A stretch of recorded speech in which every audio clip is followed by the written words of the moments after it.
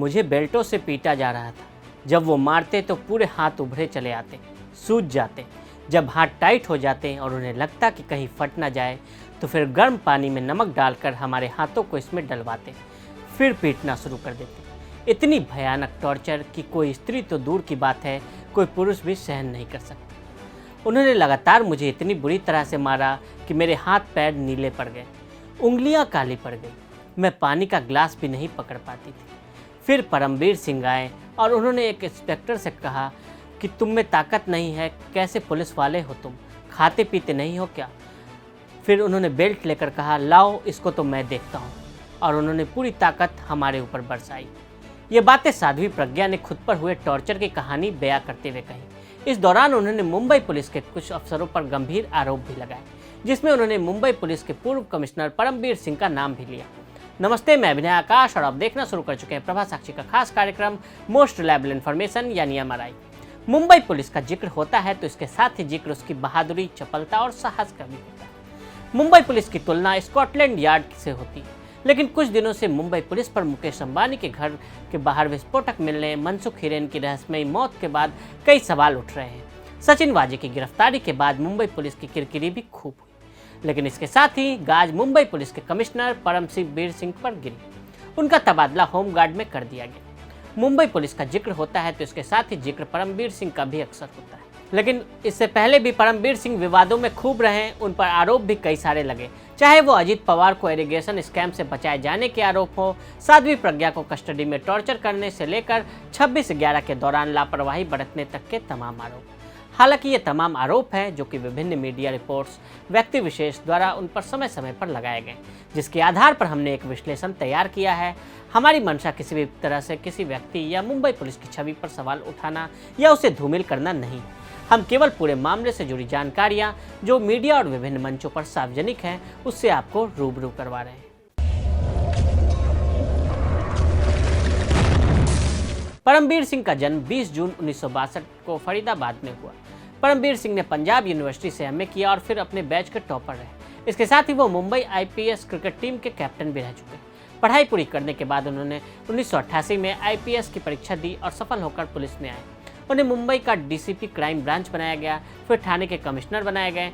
उस वक्त दाऊद इब्राहिम के भाई इकबाल कास्कर को उनके नेतृत्व में गिरफ्तार किया गया। इसके साथ ही उन्होंने पुणे में नक्सली समर्थकों के नेटवर्क का भी खुलासा किया। फर्जी कॉल सेंटर का भी भांडाफोड़ उनके ही कार्यकाल के दौरान हुआ। फिर DG of anti corruption bureau बना दिए गए। परमवीर सिंह ने ड्रग्स रैकेट मामले में अभिनेत्री ममता कुलकर्णी को आरोपी बनाया। उनके पति भी आरोपी थे। परमवीर सिंह की पत्नी सविता LIC हाउसिंग फाइनेंस में डायरेक्टर रह चुकी हैं और 2020 में उन्हें निजी कारणों से इस्तीफा दिया। उनके पुत्र की शादी राजनेता सागर मेघे की बेटी से हुआ है। सागर मेघे BJP के नेता दत्ता मेघे के पुत्र हैं। 36 सालों तक कांग्रेस में रहने के बाद मेघे परिवार ने 2014 में BJP का दामन थामा। अजीत पवार को इरिगेशन स्कैम मामले में मिली clean chit. Mumbai police commissioner Sanjay Barve फरवरी में रिटायर होने वाले थे। 2018 में ACB प्रमुख के रूप में 70,000 करोड़ रुपए के सिंचाई घोटाले मामले में अजीत पवार के नाम से पहला हलफनामा दायर किया। बड़वे को रिप्लेस करने के दावेदार में एक परमवीर सिंह ने सिंचाई घोटाले में अजीत पवार को क्लीन चिट देते हुए हाईकोर्ट के समक्ष हलफनामा दायर किया। मुंबई मिरर ने इस पर एक रिपोर्ट साल 2019 में प्रकाशित की, जिसमें उन्होंने कहा कि एंटी करप्शन ब्यूरो की तरफ से अजीत पवार को सिंचाई घोटाले मामले में क्लीन चिट दी गई, जबकि मुंबई पुलिस नए कमिश्नर के जैसे बड़े बदलाव की प्रक्रिया से गुजरने वाला है। इत्तेफाक से दोनों पुलिस अधिकारी जो 70,000 करोड़ रुपए के घोटाले में ACB की जांच के अभिन्न अंग हैं, इस बदलाव के केंद्र में। मुंबई मिरर की रिपोर्ट के अनुसार मुंबई पुलिस के तत्कालीन कमिश्नर संजय बड़वे नवंबर 2018 में बॉम्बे हाईकोर्ट की नागपुर पीठ के समक्ष अजीत पवार का नाम शामिल करते हुए पहला हलफनामा दायर किया था। वे तब ACB के प्रमुख थे। ACB के वर्तमान प्रमुख परमवीर सिंह ने पवार के घोटाले से जोड़ने के सबूत नहीं होने की बात कहते हुए नया हलफनामा दायर किया। मुंबई मिरर की रिपोर्ट के अनुसार परमवीर सिंह का हलफनामा बड़वे के हलफनामे से 180 डिग्री अलग था। सलील चतुर्वेदी के घर ड्रग्स प्लांट करने का मामला। अधिकारियों ने 2 अगस्त 2005 को सलील चतुर्वेदी के अंधेरी स्थित आवास पर छापा मारा और कथित तौर पर कोकीन वाली 3 बोतलें जब्त की, जिसके बाद इस मामले में चतुर्वेदी की गिरफ्तारी हुई और उन्हें 1 महीने जेल में भी रहना पड़ा, लेकिन उन्हें 3 अप्रैल 2019 को सबूत के अभाव में बरी कर दिया गया। उस वक्त परमवीर सिंह आतंकवाद रोधी दस्ते के अतिरिक्त आयुक्त भी थे। रिहा होने के बाद सलील ने दावा किया कि पुलिस ने उनके खिलाफ एक फर्जी मामला दर्ज किया और उन्हें फ्रेम करने के लिए शीशियों को प्लांट किया गया। चतुर्वेदी की रिहाई के बाद बॉम्बे हाई कोर्ट ने पुणे स्थित सीआईडी को मामले में पुलिसकर्मियों की भूमिका की जांच करने के निर्देश दिए। मुंबई मिरर की रिपोर्ट के अनुसार 2 सितंबर 2019 को सीआईडी की 5 पन्नों की अंतरिम रिपोर्ट में कहा गया कि सलील चतुर्वेदी के घर रेड करने वाले कांस्टेबल अशोक भोसले के बयान के अनुसार उसने अपने सीनियर ऑफिसर के ऑर्डर पर ड्रग्स प्लांट किया था। हालांकि 14 सितंबर को भोसले ने अपने बयान को वापस ले लिया। मुंबई मिरर की रिपोर्ट के अनुसार सीआईडी ने आरोप लगाया कि परमबीर सिंह के दबाव में भोसले अपने बयान से पलट गया। 26/11 हमला और परमबीर सिंह के खिलाफ याचिका। 26 नवंबर 2008 की वो स्याह तारीख को भला कौन भूल सकता है, जब लश्कर-ए-तोयबा के 10 आतंकियों ने मुंबई को बम और गोलियों की आवाज़ों से दहला दिया।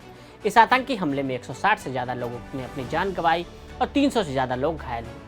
26/11 आतंकी हमले के दौरान कथित रूप से कर्तव्य की लापरवाही के आरोप में परमबीर सिंह समेत 3 अन्य अतिरिक्त पुलिस कमिश्नरों के खिलाफ याचिका दायर की गई।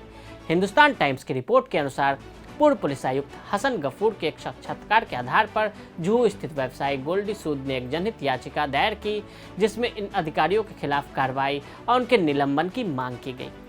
याचिका में आरोप लगाया गया था कि परमबीर सिंह समेत ये आईपीएस अधिकारी तत्कालीन पुलिस आयुक्त के आदेश का पालन करने में विफल रहे थे।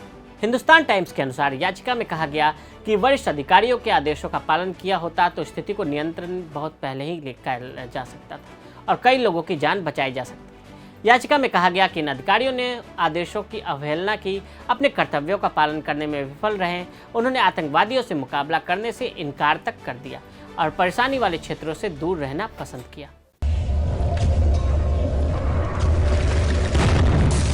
पूर्व मुंबई पुलिस आयुक्त ने बताया बुरा पुलिस। जुलाई 2018 में रिबेरो ने मुंबई पुलिस आयुक्त को पद के लिए लड़ रहे 2 पुलिस पर एक लेख लिखा था। परमबीर सिंह का नाम लिए बिना रिबेरो ने अच्छे पुलिस बुरे पुलिस वाले सादृश्य को तैयार किया था। जहां परमबीर सिंह को बुरा पुलिस कहा गया, उसी को अपराध मानते हुए सिंह ने रिबेरो से माफ़ी मांगने के लिए कहा। इतना ही नहीं, उन्होंने उन पर मुकदमा चलाने की धमकी भी दी थी। सलमान, समन और क्रिसमस पार्टी। स्थानीय पुलिस ने 30 नवंबर 2002 को हिट एंड रन मामले में अभिनेता को समन करने में विफल रहा और दावा किया गया कि वह मुंबई में है ही नहीं।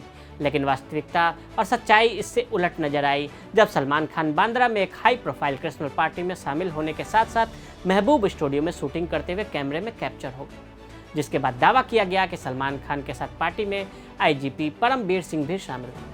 मिड डे की रिपोर्ट के अनुसार सलमान खान और परमबीर सिंह दोनों को मुंबई में सनी दीवान और उनकी पत्नी अनु दीवान द्वारा आयोजित एक क्रिसमस पार्टी में शामिल होते हुए देखा गया था, जबकि बांद्रा पुलिस ने सलमान खान के शहर में नहीं होने का दावा किया था। मिड डे के अनुसार पार्टी अगली सुबह 7 बजे तक चली।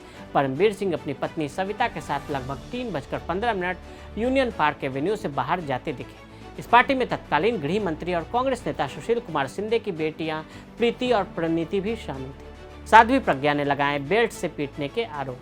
परमबीर सिंह पर भोपाल की वर्तमान सांसद साध्वी प्रज्ञा सिंह ने गंभीर अत्याचार का आरोप लगाया था। साध्वी प्रज्ञा सिंह ठाकुर ने आरोप लगाया था कि कथित भगवा आतंकवाद मामले में उनकी भूमिका को जबरदस्ती कबूल करने के लिए मुंबई एटीएस द्वारा उन पर काफी अत्याचार किया गया था। जब मुझे लेकर के गए गैर कानूनी तरीके से 13 दिन तक रखा, पहले ही दिन बिना कुछ पूछे हुए उन्होंने मुझे बुलाया। ढेर पुलिस थी, उन्होंने मुझे बुलाया और बुला करके जो पीटना शुरू किया। इतना चौड़ा बेल्ट रहता है, इतना चौड़ा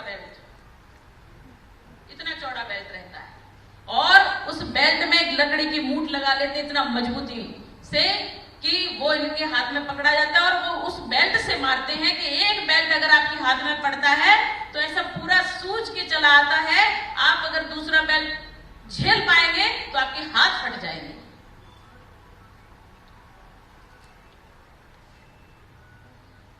ये जो बेल्ट मारते थे, पूरा नर्वस सिस्टम ढीला पड़ जाता था, सुन्न पड़ जाते थे और ये दिन और रात पीटते थे। सुशांत सिंह राजपूत केस। फिल्म अभिनेता सुशांत सिंह की मौत के मामले में भी परमबीर सिंह और मुंबई पुलिस की भूमिका पर कई सवाल उठे। अंतिम संस्कार जल्दी कराए जाने से लेकर पोस्टमार्टम रिपोर्ट पर परिवार वालों की तरफ से सवाल उठाए गए। बिहार पुलिस के अधिकारी को क्वारंटीन करने की बात हो या बिहार पुलिस के साथ सूचना साझा करने की, जिसको लेकर उस वक्त के बिहार डीजीपी गुप्तेश्वर पांडे ने कई सवाल उठाए। TRP scam. परमबीर सिंह ने दावा किया था कि टीआरपी स्कैम में रिपब्लिक मीडिया शामिल है। कुछ और चैनलों के नाम लिए गए। इस मामले की जांच अब भी जारी है। रिपब्लिक मीडिया ने दावा किया कि राजनीतिक इशारों पर उन पर आरोप लगाए गए हैं। इससे जुड़ा एक मामला सीबीआई के पास भी है। बहरहाल ये तमाम आरोप हैं और इन आरोपों से ताज़ा मामले में मुंबई पुलिस कमिश्नर के पद से परमबीर सिंह को हटाए जाने के कारण जो भी हो, लेकिन महाराष्ट्र के गृह मंत्री ने साफ किया कि यह रूटीन ट्रांसफर नहीं है। मुंबई पुलिस विभाग के प्रमुख होने के नाते उनके सहयोगी सचिन वाजे ने कुछ गंभीर गलतियां की, ऐसी गलतियां की हैं जिसके लिए माफ़ी नहीं दी जा सकती। इस कारण उनका तबादला किया गया है। इस मामले में अब जांच में जो सामने आएगा उस अनुसार कार्रवाई होगी। तो आज हमने मुंबई पुलिस के पूर्व कमिश्नर परमबीर सिंह और उनसे जुड़े विवादों को लेकर पूरा विश्लेषण किया। आज के लिए दें इजाजत और ऐसी रिपोर्ट्स को देखने के लिए प्रभा साक्षी के साथ लगातार बने रहें। वीडियो को देखने के लिए फेसबुक और ट्विटर पर फॉलो करें, यूट्यूब पर प्रभा साक्षी को सब्सक्राइब करें।